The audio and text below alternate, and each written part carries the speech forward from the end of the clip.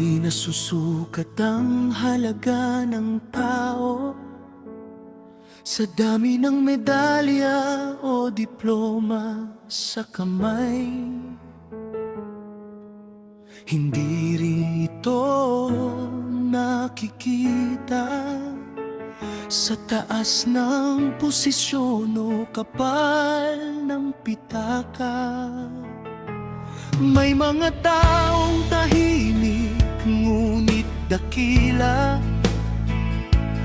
dahil ang puso nila'y puno ng malasakit. At may mga taong madalas ang narating, ngunit kulang pa rin kung respeto ang nawawala. Ang tunay na dangal ay hindi sinusuot, hindi nabibili at hindi pinagmamalaki. Ito'y nakikita sa bawat kilos, sa bawat salitang may kabutihan.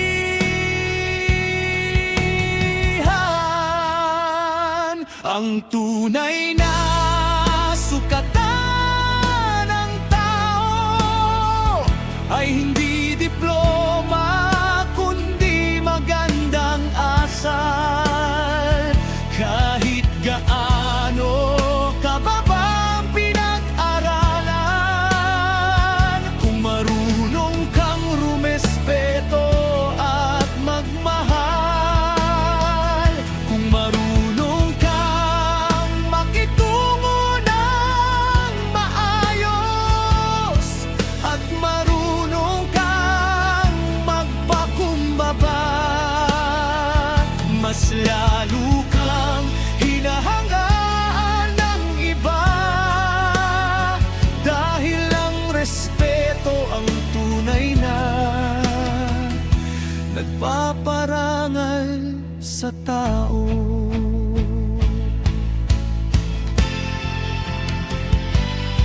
Hindi hadlang ang kakulangan sa pag-aaral upang maging mabuting halimbawa. Ang simpleng sala, paumanhin at pakiusap ay higit pa sa anumang parangal. Ang paggalang sa nakatatanda, pagmamahal sa pamilya at pagdulong sa nangangailangan ay mga yaman na hindi kumukubas. Kapag marunong kang makinig at marunong kang umunawa, mas lumalawak ang puso, mas nagiging magaan ang mundo.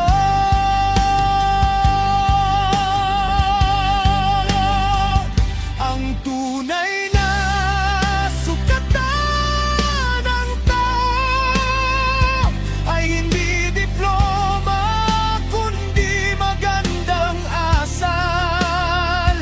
Kahit gaano kababang pinag-aralan, kung marunong kang rumespeto at magmahal, kung marunong kang makitungo ng maayos, at marunong kang magpakumbaba, mas lalo kang hinahangaan ng iba.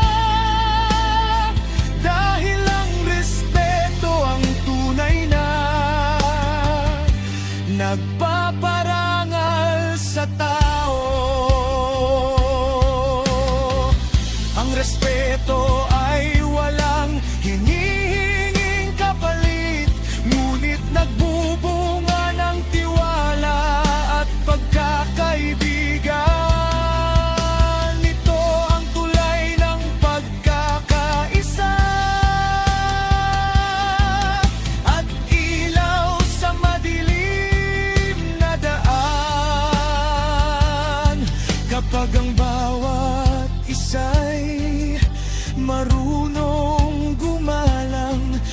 mas nagiging payapa ang tahanan. Mas nagiging matatag ang pamayanan, at mas nagiging maganda ang kinabukasan.